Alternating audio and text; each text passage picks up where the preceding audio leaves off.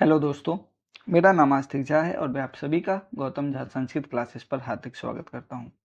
हम पॉलिटी के अंतर्गत प्रेम्बल चैप्टर पढ़ रहे थे, जिसको आप हिंदी में प्रस्तावना भी बोलते हो, जिसको संविधान का अभिन्न अंग माना गया है केशवानंद भारतीवाद 1973 में। ये सब मैंने आपको पिछले क्लास में पढ़ा चुका हूँ और अब तक हमने प्रस्तावना से संबंधित 2 क्लासेस कर लिए हैं और ये हमारी फाइनल क्लास है। पहली क्लास हो गई है और दूसरी क्लास हो गई है। आज की हमारी फाइनल क्लास है जिसमें हम अभ्यास प्रश्न को सॉल्व करेंगे, जो कि आईएएस या अन्य कॉम्पिटिटिव एग्जाम के लिए बहुत ही इंपॉर्टेंट है। आज हम फाइनल, ठीक है, इसके अंतर्गत हम टोटल 35 क्वेश्चंस को सॉल्व करेंगे। यदि आपको ये वीडियो आपके किसी भी लायक लगे या आपको फायदा हो तो प्लीज वीडियो को लाइक किए बिना नहीं जाइएगा और यदि अच्छा लगे तो शेयर भी कीजिएगा। तो चलिए शुरू करते हैं। पहला क्वेश्चन है, भारत के संविधान के निर्माताओं का मत निम्नलिखित में से किसमें प्रतिबंधित होता है? उद्देशिका को हम बोलते हैं प्रस्तावना। उद्देशिका को हम बोलते हैं प्रस्तावना, जिसे 13 दिसंबर 1946 को पंडित जवाहरलाल नेहरू ने संविधान सभा में प्रस्तुत किया था। तो आपसे ये भी पूछा जा सकता है, मैंने आपको जो ये सब मैं आपको थ्योरी में पढ़ा चुका हूँ, ठीक है, तो मैं इसमें भी आपको मतलब बताता रहूंगा। प्रस्तावना को 13 दिसंबर 1946 को पंडित जवाहरलाल नेहरू जी ने प्रस्तुत किया और इस निर्माताओं का मत किस में प्रतिबंधित होता है? उद्देशिका में, ठीक है। निम्नलिखित में से किसने प्रस्तावना को संविधान का परिचय पत्र कहा? ये कहा है हमारे N.A. पालकीवाला ने, और ये बात मैंने आपको संविधान प्रस्तावना की पहली थ्योरी क्लासेस में मैं आपको बता चुका हूँ। N.A. पालकीवाला ने क्या कहा, B.N. राव ने क्या कहा, संविधान की मूल आत्मा प्रस्तावना को किसने कहा है, ये सब। संविधान की मूल आत्मा तो प्रस्तावना को भीमराव अंबेडकर जी ने कहा, तो ये सब मैं आपको बता चुका हूँ। अल्लादी कृष्ण स्वामी अय्यर ने प्रस्तावना के संदर्भ में अपने क्या मत दिए हैं, ये सब क्वेश्चंस पेपर में पूछे जा सकते हैं। 42वें संविधान संशोधन द्वारा प्रस्तावना में निम्नलिखित में से किन शब्दों को जोड़ा गया? समाजवादी, गणतंत्रात्मक, धर्मनिरपेक्ष। नहीं, धर्मनिरपेक्ष शब्द पहले से ही था। समाजवादी, धर्मनिरपेक्ष के अंतर्गत पंथ निरपेक्ष को जोड़ा गया। समाजवादी, पंथ निरपेक्ष, अखंडता। समाजवादी, संप्रभुता, संपन्न पहले से ही था। ऐसे आपको बनाना है। समाजवादी, गणराज्य, गणराज्य शब्द भी पहले से था। समाजवादी और अखंडता शब्द जोड़े गए, साथ में इसमें एक शब्द और जोड़ा गया, पंथ निरपेक्ष। तो आप ऑप्शन में देखिए, ये ऑप्शन किस मैच करता है? Option B. समाजवादी, सोशलिस्ट, पंथ निरपेक्ष और अखंडता शब्द को 42वें संविधान संशोधन जो कि 1976 में हुआ था, ये एकमात्र संशोधन है, एकमात्र अमेंडमेंट एक्ट है जिसके में प्रस्तावना में एक ही बेर अभी तक संविधान संशोधन किया गया है, जिसमें समाजवादी, पंथ निरपेक्ष और अखंडता शब्द जोड़े गए। ठीक है, तो आपको ये सब समझ में आ गया होगा। चलो आगे बढ़ते हैं। अब हमने 3 क्वेश्चन सॉल्व कर लिए हैं। चौथा क्वेश्चन आप देखिए। चौथा क्वेश्चन क्या कह रहा है आपको? प्रस्तावना से संबंधित निम्नलिखित कथनों पर विचार कीजिए। प्रस्तावना की उत्पत्ति जवाहरलाल नेहरू द्वारा 13 दिसंबर 1946 को उद्देशिका प्रस्ताव से हुई। वेरी गुड, सही है, पहला ऑप्शन सही है आपका। प्रस्तावना को उद्देशिका नहीं कहा जाता, ये ऑप्शन गलत है, क्योंकि प्रस्तावना को उद्देशिका प्रस्ताव के नाम से ही पंडित जवाहरलाल नेहरू ने संविधान सभा में 13 दिसंबर 1946 को प्रस्तुत किया। तो हम कह सकते हैं कि प्रस्तावना को उद्देशिका भी कहा जाता है। तो इसके अंतर्गत ऑप्शन नंबर ए आपका सही है। आपका इससे बाहर कहीं नहीं आएगा। वीडियो अच्छा लगे तो लाइक और शेयर जरूर करें, ठीक है। 5th क्वेश्चन करते हैं। संपूर्ण प्रभुत्व संपन्न शब्द का सही अर्थ निम्नलिखित में से क्या है? केवल आंतरिक मामलों में स्वतंत्र निर्णय शक्ति? नहीं। केवल बाह्य मामलों में स्वतंत्र निर्णय शक्ति? नहीं। आंतरिक व बाह्य मामलों में स्वतंत्र निर्णय? हाँ, ऑप्शन नंबर सी सही है, क्योंकि हम आंतरिक अपने देश के मामले में और विदेशी मामलों में हमें पूरी तरह से स्वतंत्र निर्णय की शक्ति हमें प्राप्त है। इसी का अर्थ है संपूर्ण प्रभुत्व संपन्न। ये हमने आपको पहली क्लास की थ्योरी में हर एक डिटेल में पढ़ाया है, ठीक है। डिटेल में ये सब हमने आप सबको बताया है। यदि आपने वो थ्योरी क्लास नहीं देखी है तो आप देख लीजिएगा और आपको बहुत, आप फिर बिना पढ़े भी ये सारे क्वेश्चन सॉल्व कर सकते हैं, ठीक है। अब बस आप वो थ्योरी देख लेंगे, ज्यादा नहीं। एक पहली थ्योरी 30 मिनट की और दूसरी थ्योरी शायद 20 मिनट्स के आसपास की है, बस वो 50 मिनट की क्लास देखने के बाद आप प्रस्तावना से संबंधित सभी क्वेश्चन को सॉल्व कर पाएंगे। प्रस्तावना से संबंधित सभी क्वेश्चन, ये बात की मैं आपको गारंटी देता हूँ, ठीक है। प्रस्तावना से संबंधित सभी क्वेश्चंस को सॉल्व कर पाएंगे। ठीक है, और यदि अच्छा लगे, आपको लगे कि हाँ ये क्लास किसी काम की है, तो आप वीडियो को लाइक जरूर करेंगे। ठीक है, चलो 6 क्वेश्चन है, प्रस्तावना में स्वतंत्रता, समानता तथा बंधुत्व शब्द किस देश के संविधान से लिए गए हैं? जल्दी बताइए, मैं आपको पढ़ा चुका हूं, रूस से भी लिया गया है, लेकिन रूस से न्याय की बात ली गई है। कौन से न्याय की? आर्थिक, राजनीतिक और सामाजिक, आर्थिक और राजनीतिक स्वतंत्रता। ठीक है, के न्याय की, सामाजिक, आर्थिक और राजनीतिक न्याय की बात कहां से ली गई है? हमारे रूस से ली गई है। आप ये याद रखें, न्याय, सामाजिक, आर्थिक और व राजनीतिक न्याय की चर्चा ये रूस की क्रांति से संबंधित है, जो कि भारत की प्रस्तावना में रिलेट हैं। स्वतंत्रता शब्द, समानता शब्द और बंधुत्व तीनों शब्द लिए गए हैं फ्रांस से। ठीक है, हमारे ये पूछा जाए डिटेल में, यदि कोई गहराई में पूछा जाए तो ये पूछ सकता है कि हमारे प्रस्तावना में किन देशों का चर्चा मिलता है, किन देशों की परछाई दिखती है? तो अमेरिका, जहां से लिया गया, ऑस्ट्रेलिया, जहां की भाषा ली गई, स्वतंत्रता, समानता, बंधुत्व शब्द फ्रांस से लिया गया, सामाजिक, आर्थिक और राजनीतिक न्याय रूस से लिया गया। तो कुल 4 देशों के हमें इसमें चर्चाएं देखने को मिलती हैं। चलो डिटेल में भी मैं आपको बता रहा हूं। चलो 7 क्वेश्चन है, निम्नलिखित कथनों पर विचार कीजिए। केशवानंद भारती बनाम केरल राज्य 1973 मामले में प्रस्तावना को संशोधनीय माना गया। बेरूवाड़ी संघ 1960 के मामले में प्रस्तावना को संशोधित नहीं, केशवानंद भारतीवाद में प्रस्तावना को संशोधनीय माना गया, क्योंकि ये बोला गया कि ये भारतीय संविधान का एक अभिन्न अंग है। ठीक है, तो ये तो बोला गया, तो ऑप्शन नंबर ये सही है। बेरूवाड़ी संघ 1960 में तो साफ ही मना कर दिया गया था। बेरूवाड़ी संघ तो यही नहीं मानने को तैयार है कि ये प्रस्तावना भारत का अंग है। ठीक है, तो बेरूवाड़ी संघ ने बोला कि प्रस्तावना संविधान का अंग ही नहीं है, प्रस्तावना संविधान का अंग नहीं है और ये गैर न्यायिक है, यानी आप न्यायालय में इसे आप ले नहीं जा सकते। ठीक है, प्रस्तावना संविधान का अंग नहीं है। ये बेरूवाड़ी संघ मामला 1960 में बोला गया, और बोला गया ये गैर न्यायिक है, यानी आप इसे न्यायालय में चुनौती नहीं दे सकते। गैर न्यायिक की बात भी कौन करता है? बेरूवाड़ी संघ 1960। ये सब मैं आपको थ्योरी में पढ़ा चुका हूँ। अब सेकेंड थ्योरी है, सेकेंड थ्योरी प्रस्तावना का मैंने वो लिख दिया है आपको। प्रस्तावना का भाग 2 आपको ये सारे उसमें मिल जाएंगे। प्रस्तावना के भाग 2 आपको नीचे, आप डिस्क्रिप्शन लिंक में जाएंगे ना, तो आपको वहां पे इस प्रस्तावना की सभी चीजें मिल जाएंगी जो डिटेल में पढ़ाई गई हैं। आपको पक्का फायदा होगा, आप देख लीजिएगा। ठीक, 7 क्वेश्चन हो गया, आगे के मूव करते हैं। टोटल 35 क्वेश्चन है। संविधान की प्रस्तावना दीर्घकालिक सपनों का विचार है, ये कथन किसका है? जल्दी बताएं। दीर्घकालिक सपनों का विचार जवाहरलाल नेहरू ने प्रस्तुत किया था। इन्होंने प्रस्तावना को भारतीय संविधान की आत्मा बोला। के एम मुंशी ने तो परिचय पत्र बोला था। के एम मुंशी, हाँ, दीर्घकालिक सपनों का विचार ये बोला गया है सर अल्लादी कृष्ण स्वामी अय्यर ने, जिन्होंने प्रस्तावना के संदर्भ में बोला कि ये हमारे दीर्घकालिक सपनों का विचार है। ठीक है, तो ऑप्शन नंबर क्वेश्चन नंबर 8 का आंसर है डी। 9, प्रस्तावना से संबंधित संशोधन अधिनियम एकमात्र है। ठीक है, एक ही बार संशोधन हो गए, इसमें 3 शब्द जोड़े गए थे। कौन कौन से? समाजवादी, पंथ निरपेक्ष और अखंडता शब्द को जोड़ा गया, और एकमात्र संशोधन किया गया 42वें संविधान संशोधन, जो कि 1976 में हुआ था। अब उस समय सरकार पूछी जाए तो उसमें सरकार थी कांग्रेस की, और कांग्रेस की प्रधानमंत्री कौन थी उस समय? कांग्रेस की प्रधानमंत्री थी श्रीमती इंदिरा गांधी, श्रीमती इंदिरा गांधी। तो मैं आपको डिटेल में भी ये सारी बातें बता रहा हूँ कि क्वेश्चन कहीं से भी पूछा जा सकता है। ये भी पूछा जा सकता है प्रधानमंत्री कौन था। बात समझ में आई?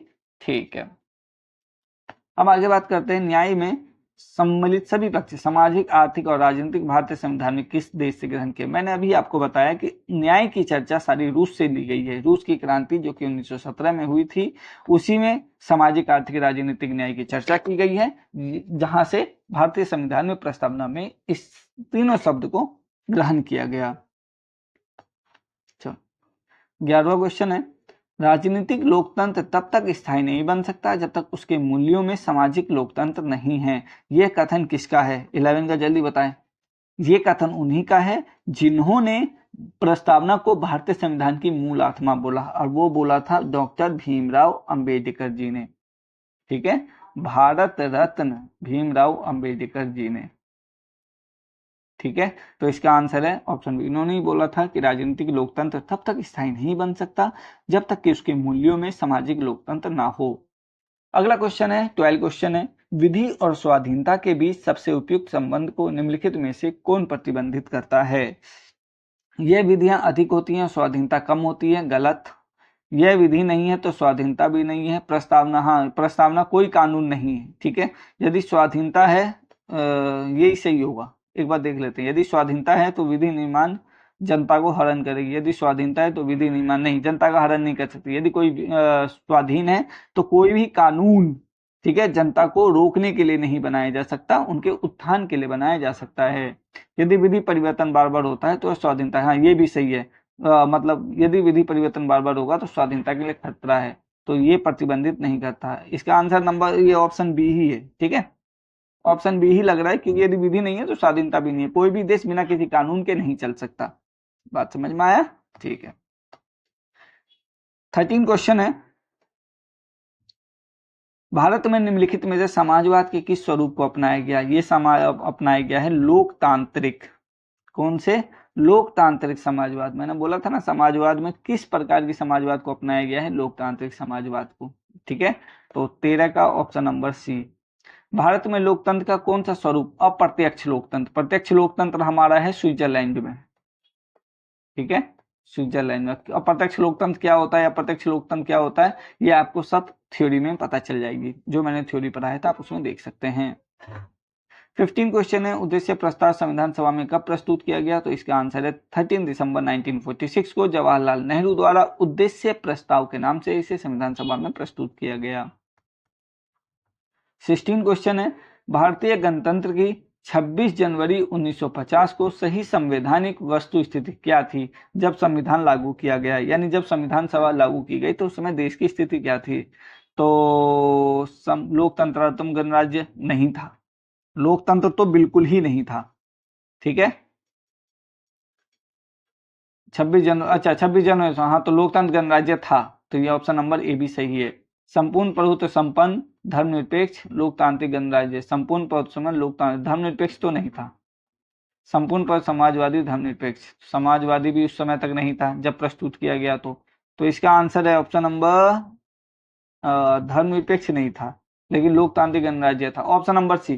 केवल दो ही चीज की बात की गई है, संपूर्ण प्रभुत्व संपन्न, संपूर्ण प्रभुत्व संपन्न यानी सोवेरेन स्टेट, एंड दूसरी क्या बात करता है? दूसरी बात करता है लोकतांत्रिक गणराज्य यानी डेमोक्रेटिक स्टेट, लोकतांत्रिक गणराज्य की बात करता है। तो ये क्वेश्चन देखो, यूपीएससी 2008 में, यूपीपीएससी 2009 में, यूपी लोअर सब पे 2008 में भी पूछा गया। तो अब ये ऐसे क्वेश्चन आपके सभी कॉम्पिटिटिव एग्जाम के लिए इंपॉर्टेंट है। ठीक है, चल, निम्नलिखित में से कौन सा शब्द सन 1975 में भारतीय संविधान की प्रस्तावना में सम्मिलित नहीं था? देखो, 42वें संविधान 1976 में तो शब्द जोड़ा गया, जैसे अखंडता शब्द नहीं था, बंधुत्व शब्द भी नहीं था, बंधुत्व शब्द नहीं, बंधुत्व शब्द था जो कि रसिया से, बंधुत्व शब्द फ्रांस की क्रांति से लिया गया है। संप्रभु शब्द था, तो बी नहीं हो सकता। समानता शब्द नहीं हो सकता, बंधुत्व। अखंडता शब्द हो सकता है।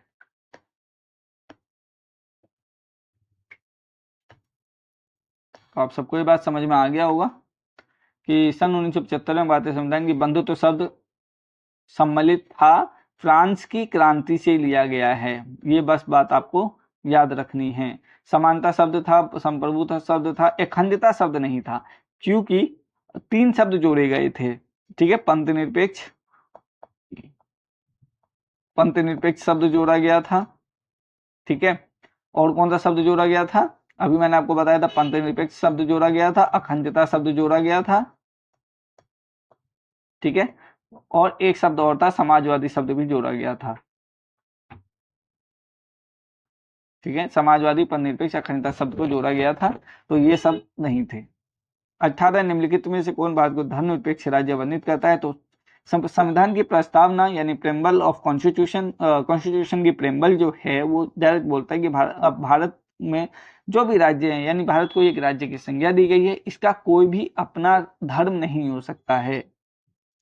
19 क्वेश्चन, निम्नलिखित उद्देश्यों में से कौन सा एक भारत के संविधान की उद्देशिका में सन्निविष्ट नहीं है? विचार था, अभिव्यक्ति था, विश्वास था। उद्देश्य आर्थिक स्वतंत्रता की बात नहीं करता है, मूल प्रस्तावना में नहीं था। 42वें संविधान संशोधन 1976 के द्वारा ये स्वतंत्रता को जोड़ा गया है। सभी व्यक्ति पूर्णतः और समान रूप से मानव है, ये सिद्धांत सभी व्यक्ति पूर्णतः समान रूप से मानव है। सार्वभौमिकता, समष्टिवाद, समाजवाद, अंतःक्रियावाद ये नहीं हो सकता, समाजवाद की बात नहीं करता है। सभी व्यक्ति पूर्णतः समान रूप से मानव, ये सार्वभौमिकता की बात करता है। और 20 का ये है, देखो यही सारे फैक्ट्री क्वेश्चन सभी कॉम्पिटिटिव एग्जाम में पूछे जा सकते हैं। आप देख रहे होंगे कितने इंपॉर्टेंट क्वेश्चन करा रहा हूँ। यदि अच्छा लगे तो प्लीज वीडियो को लाइक और शेयर जरूर, ठीक है। चले आगे बढ़ते हैं। 21 क्वेश्चन है, निम्नलिखित में से कौन भारतीय संविधान की प्रस्तावना में उल्लेखित नहीं है? सामाजिक, आर्थिक और राजनीतिक न्याय की चर्चा थी, धार्मिक न्याय की बात नहीं करता, ठीक है, क्योंकि प्रस्तावना में धर्मनिरपेक्ष और पंथ निरपेक्ष राज्य की बात की गई है, तो धार्मिक न्याय किस प्रकार से मिल सकता है? धार्मिक न्याय आपको नहीं मिल सकता, धार्मिक न्याय की बात ही नहीं करता है। ऑप्शन नंबर 22 है क्वेश्चन नंबर 22 है, भारतीय संविधान का कौन सा भाग संविधान की आत्मा, प्रस्तावना, उद्देशिका, ठीक है, जैसे मूल रूप से अब तो प्रस्तावना कहते हैं, पहले उद्देशिका कहते थे, लेकिन मूल नाम उसका उद्देशिका ही है। किसने बोला संविधान की आत्मा? ये बोला गया है भीमराव अंबेडकर जी ने। ये देखो मैं आपको बार बार बोल रहा हूँ, ये क्वेश्चन कई बार पूछा गया जा चुका है। भीमराव अंबेडकर जी ने प्रस्तावना को संविधान की मूल आत्मा कहा है। चले, निम्नलिखित विवादों में से किसमें सर्वोच्च न्यायालय ने प्रस्तावना को भारतीय संविधान की मौलिक संरचना का भाग स्वीकार किया? ये है एकमात्र ऑप्शन नंबर डी, केशवानंद भारतीवाद बनाम केरल राज्य। 1973 में भारतीय संविधान ने प्रस्तावना को संविधान का एक अभिन्न अंग स्वीकार किया, ठीक है। बेरुवारीवाद जो कि 1960 में था, इन्होंने तो प्रस्तावना को भारतीय संविधान का अंग मानने से ही मना कर दिया था और बोला गया था कि यह गैर न्यायिक है, यानी आप इसे न्यायालय में चुनौती नहीं दे सकते हैं, ये तक बोला गया था। 24 क्वेश्चन है, भारत के संविधान की उद्देशिका में कितने प्रकार के न्याय, सामाजिक, आर्थिक और राजनीतिक न्याय की बात की गई है? जो कि कहां से लिया गया था? रसिया से। सामाजिक, आर्थिक और राजनीतिक, सोशलिस्ट, इकोनॉमिक और पॉलिटिक्स, ठीक है, राजनीतिक न्याय की चर्चा के लिए। तो टोटल कितने हैं? टोटल 3 प्रकार के न्याय की बात की गई, और ये तीनों न्याय कहां से लिए गए हैं? रूस से, इंग्लिश में बोले तो रसिया, ठीक है। तो ऑप्शन नंबर बी, 24 का बी है, ठीक। चलो आगे बढ़ते हैं। निम्नलिखित में से कौन एक भारतीय संविधान के उद्देश्यों को प्रतिबंधित करता है? भारतीय संविधान के उद्देश्यों को प्रतिबंधित करता है भारतीय संविधान की प्रस्तावना, ठीक है। यहाँ देखो, यहाँ ये क्वेश्चन इसलिए इजी लग रहे हैं क्योंकि आपको लगेगा हम प्रस्तावना पढ़ रहे हैं इसलिए प्रस्तावना को बात करते हैं, ठीक है, इसलिए आप ये डिटेल में पढ़ लेंगे। और 2 क्लास और ले चुका हूं मैं प्रस्तावना से रिलेटेड, और दोनों क्लास की लेंथ मिलाकर टोटल 50 मिनट्स है, ठीक है। तो जिन्होंने वो क्लास कर रखी है वो ये सारे क्वेश्चंस को सॉल्व कर देंगे, क्योंकि ये सभी बात मैंने थ्योरी में कर चुका हूं, ठीक है, थ्योरी में कर चुका हूं, ठीक है। वीडियो अच्छी लगे तो लाइक और शेयर जरूर करें, लाइक प्लस शेयर, और चैनल को सब्सक्राइब करें, ठीक है, गुजारिश करता हूं आपसे। चलिए 26 क्वेश्चन है, भारतीय संविधान की प्रस्तावना में निम्नलिखित में से किस स्वतंत्रता का वर्णन नहीं है? धर्म की स्वतंत्रता। धर्म की स्वतंत्रता की बात करता है, क्योंकि धर्म की हम उपासना करते हैं, ठीक है, धर्म की स्वतंत्रता की बात करता है, ठीक है। पहले हम अब वो करते हैं, अभिव्यक्ति पर हम किसी को सुनाते हैं, ठीक है, विचार करते हैं, विचार फिर हम अभिव्यक्ति को हम किसी करते हैं, फिर हम धर्म करते हैं, धर्म की हम उपासना करते हैं, ठीक है। तो धर्म की स्वतंत्रता की बात करता है। ऑप्शन नंबर डी है, आर्थिक स्वतंत्रता की बात नहीं करता, आर्थिक न्याय की बात करता है, आर्थिक न्याय की बात करता है, आर्थिक स्वतंत्रता की बात नहीं करता। 27 क्वेश्चन है, निम्नलिखित में से किस वाद में उच्चतम न्यायालय ने धारणा प्रस्तुत की कि उद्देशिका संविधान का भाग है?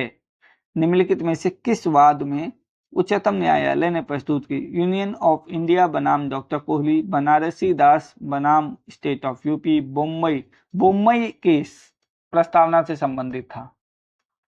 बोम्बई केस प्रस्तावना से संबंधित था। अब मैं आपको बोम्बई केस, आपको मैं एक अलग वीडियो में 10 मिनट की वीडियो बनेगी, इससे केस से रिलेटेड मैं आपको सभी जानकारी दे दूंगा, ठीक है। ये हम अभी प्रस्तावना पढ़ रहे हैं तो हम उसी के संदर्भ में अभी तक रखते हैं। मैं बोम्बई बनाम यूनियन ऑफ इंडिया केस क्या था, कब हुआ, ये सब मैं आपको अलग से डिटेल में वीडियो बना के दे दूंगा, ठीक है। चैनल बस आप जुड़े नहीं चैनल के साथ। निम्नलिखित में से कौन सही है? सामाजिक समानता संविधान में प्रत्याभूत नहीं है। सामाजिक है, प्रत्याभूत क्यों नहीं है? प्रत्याभूत बात करता है सामाजिक समानता की। देश में सामाजिक समानता पहले से ही विद्यमान थी। भाई कह तो सकते हैं कि थी, अब किस प्रकार थी वो सब आपको पता है। सामाजिक समानता संविधान में प्रत्याभूत है, ये ही कथन सही है, ठीक है। ये कथन सही है कि संविधान में प्रत्याभूत, क्योंकि सामाजिक समानता की बात अब भारतीय संविधान करता है, ठीक है। देश में सामाजिक समानता पहले से विद्यमान थी, लेकिन किस प्रकार थी आप जानती हैं, ठीक है। छूत अछूत, छोटा बड़ा, अस्पृश्यता, ये सब विद्यमान था। कहने के लिए सामाजिक समानता थी, लेकिन था कुछ नहीं। इसलिए हम ऑप्शन बी को भी गलत ठहराएंगे, ऑप्शन ए को भी, ऑप्शन डी को भी। 28 का ऑप्शन नंबर सी सही है।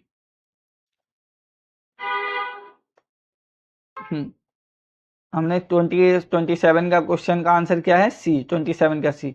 अब आते हैं 28 का आंसर हमने क्या लगाया है? सी। एक मिनट 28 का ऑप्शन नंबर क्या हो जाएगा? सी। आगे है 29 नंबर क्वेश्चन, जो है निम्नलिखित में से भारत के संदर्भ में धर्मनिरपेक्ष शब्द का सही भाव। भारत माने एक धर्म है, ठीक है। भारतीयों को धार्मिक स्वतंत्रता प्राप्त है।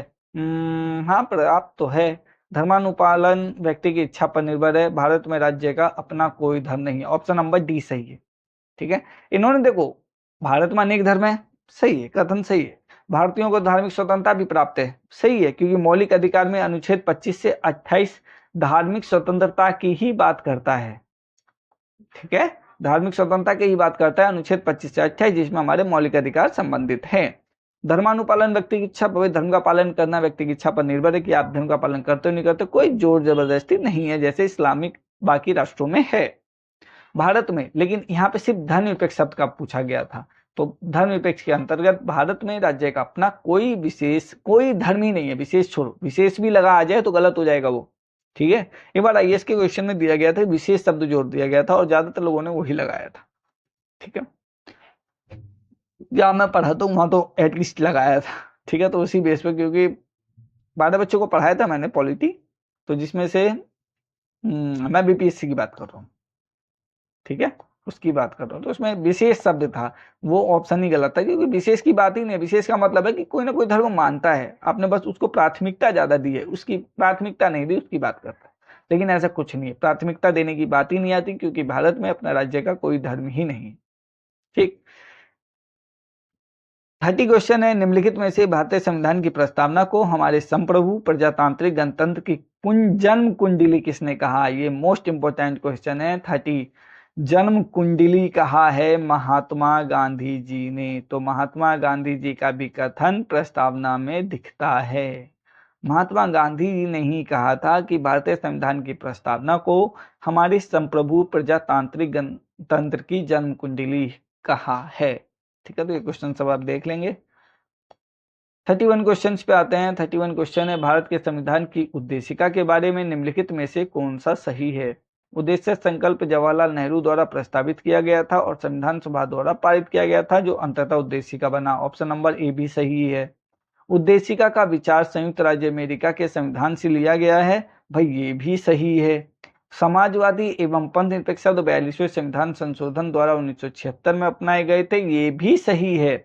उद्देशिका भारत के नागरिकों के मूल अधिकारों को समाहित करता है, ये गलत, मूल अधिकार की बात ही नहीं करता, ठीक है।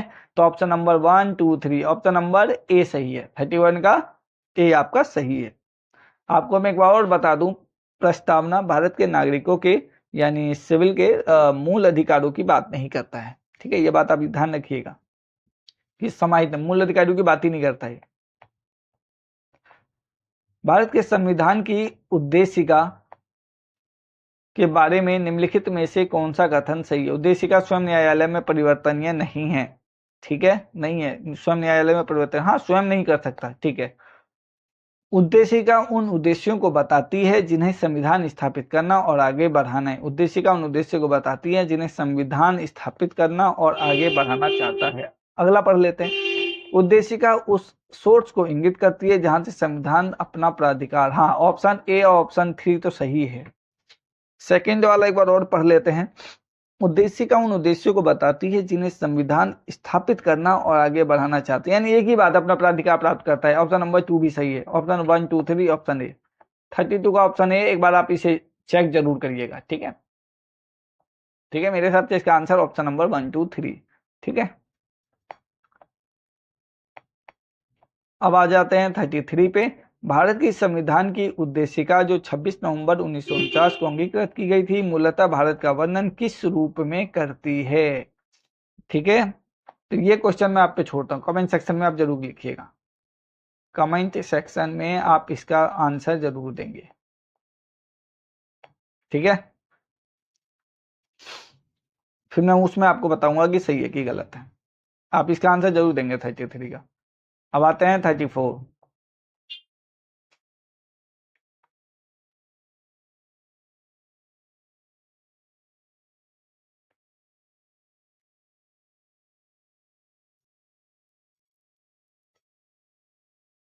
ऑप्शन नंबर ये हैं केवल 1, केवल 1 और 2, केवल 2 3 और 4 और ऑप्शन डी 1 2 3 और 4। ठीक है, इस क्वेश्चन की चर्चा हम कमेंट सेक्शन में ही करेंगे। 24 क्वेश्चन है, भारत के संविधान की उद्देशिका के संबंध में निम्नलिखित में से कौन सा सही नहीं है? उद्देशिका संविधान का एक अंश है, सही है। इसमें संविधान के उद्देश्य का उल्लेख है, सही है। 1976 में उद्देशिका में समाजवादी शब्द जोड़ा गया था, ये भी सही है। 3 शब्द समाजवादी, पथनिरपेक्ष और लोकतांत्रिक समाजवादी, पथनिरपेक्ष और अखंडता शब्द जोड़ा गया था। शब्द पंथ निरपेक्ष सदैव उद्देश्य नहीं, सदैव नहीं था। पंथ निरपेक्ष शब्द 42वें संविधान संशोधन 1976 द्वारा भारत में संविधान में जोड़ा गया था। ठीक है, तो इसका आंसर सही नहीं है, ऑप्शन नंबर डी होगा। ठीक है, तो 34 का ऑप्शन नंबर डी। चलो आज का लास्ट क्वेश्चन 35 आइए कर लेते हैं। भारत के संविधान की उद्देशिका में समाजवादी शब्द, सामाजिक आर्थिक समाजवादी शब्द निम्नलिखित में से किस एक संशोधन अधिनियम के माध्यम से अंतर्विष्ट किया गया था? तो एक ही मात्र संशोधन किया गया है, 42वां संविधान संशोधन अधिनियम 1976 को। ठीक है, इंदिरा गांधी जी की सरकार थी, कांग्रेस का सरकार थी, तो उनके ही टाइम में 42वें संविधान संशोधन 1976 किया गया, जिसके अंतर्गत बहुत सारी चर्चाएं की गई। समाजवादी शब्द जोड़ा गया, पंथ निरपेक्ष शब्द जोड़ा गया, अखंडता शब्द जोड़ा गया, रूस की क्रांति से संबंधित जो न्याय थे सामाजिक आर्थिक राजनीतिक वो लिए गए, फ्रांस की क्रांति सामाजिक सामाजिक एक बंधुता शब्द भी लिया गया। ठीक है, तो ये सब संविधान 42वें संविधान संशोधन मोस्ट इंपोर्टेंट था। ठीक है, हम इसको एक पर हम 42वें संविधान संशोधन अधिनियम को हम मिनी संविधान संशोधन भी बोल सकते, मिनी संविधान भी बोल सकते। इसमें बहुत प्रकार से बातें की गई थी, मिनी संविधान भी बोला जाता है। तो आपसे ये पूछे कि मिनी संविधान किस संविधान संशोधन को बोला गया, तो 42वें संशोधन। इस पे अलग से 1 घंटे का वीडियो बन सकता है। 42वें संविधान संशोधन इतनी सारी बातें करता है ये। 42वें संविधान संशोधन अधिनियम 1976। ठीक है, 1976, इसको हम मिनी संविधान कहते हैं। ठीक है, तो इसके बारे में हम अगली क्लास में चर्चा कर लेंगे। मैं 42वें संविधान संशोधन अधिनियम से रिलेटेड सभी महत्वपूर्ण क्वेश्चन जो कि आपके पेपर में आए गए हैं, पहले हम थ्योरी पढ़ेंगे, उसके बाद हम क्वेश्चंस को सॉल्व करेंगे। आशा करता हूं ये सभी चीजें आपके लिए बहुत इंपॉर्टेंट होगी और ऐसा मुझे विश्वास है। यदि ये वीडियो अच्छा लगे तो वीडियो को लाइक और शेयर जरूर करें और चैनल को सब्सक्राइब किए बिना कोई नहीं जाएगा। ठीक है, मैं आशा करता हूँ आपको अच्छा लगा होगा। यदि किसी भी लायक हो तो प्लीज वीडियो को लाइक और शेयर जरूर करना। ठीक है, मैं आपका आभार व्यक्त करूंगा। जय हिंद, जय भारत। मिलते हैं अगली क्लास में।